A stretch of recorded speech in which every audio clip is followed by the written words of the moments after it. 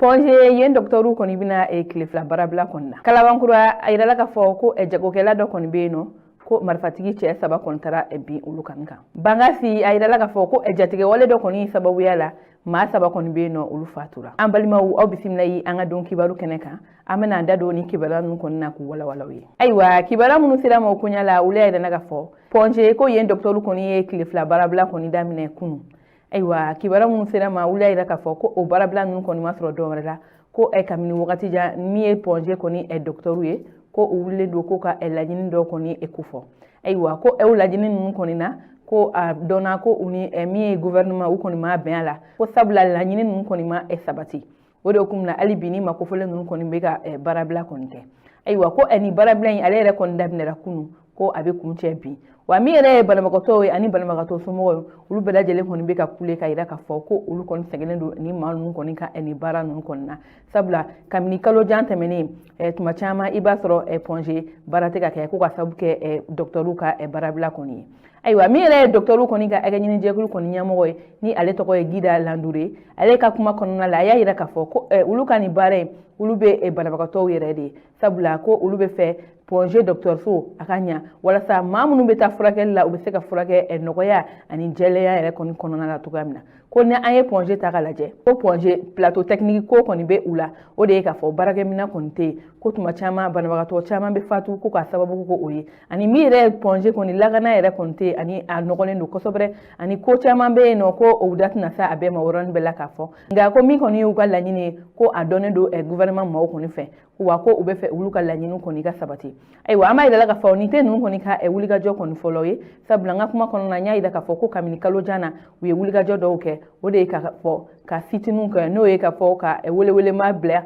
mi gouvernement ma ku ka fereke u ka la nyina ani uye do fana bla u te ka barake ka sauke albi ni la nyini hun koni ye aywa la koroshili kala munu tarani yoro ko fole na uli ayira ka fo ko kunu ko service chama ko ndatugulen do ponje ga ko abela jele ko ndatugunete sabula mi service minimum yi ko o koni assuré ndo kene na urgence ale ni jigini kero ani mamunu beta passe makero la ko maboye no mi ijanto ulaka frake luke atokoya la tokoya mina aywa o temene ka boyeno kalabankura ayira ka fo ko marfatigi saba kontara bi jagokela do konika aywa kibara munu sera mo kunya la ulere naga fo ko septembre kalo kili woro kono la ko kalabankura kerengere na anga panguru jigiro koni sira fanfe ko jagokela do koni beno alega butigi beno ni atoko buna électronique aywa ko o che koni ga rola uluka bara beni be téléphone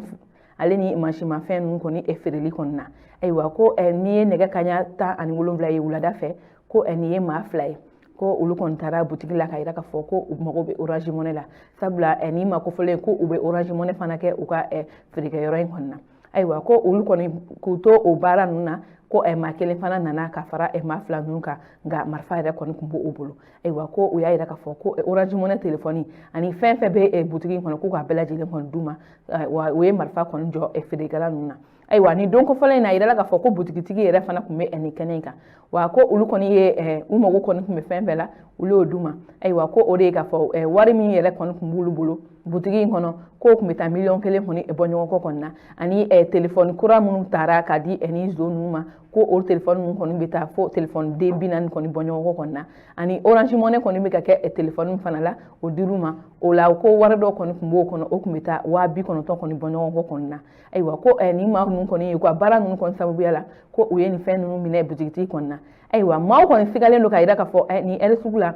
waliya do kon tare ka nyafi eni boutique numa delikaye ma o yala je ko afoko ube gere aywa ulu kon go ku be gere tumamna ni zo nun koni mugu konti sans fin chien saba wala sa ubisika finye boda soro to go mi ka buli aywa ni ma ko fole nun koni bulla ga mi ni yoro ko fole na police so mawe no e 11 ko chitara bla uluma ko ulu kon be ka wuli ka sega like ani mi 15e arrondissement ni ale refana be bako jigoro asila ko ulu bela jele kon wulindo ka nyini nike wala sa o seku bolo kari eni mas jugu nun kan to gamina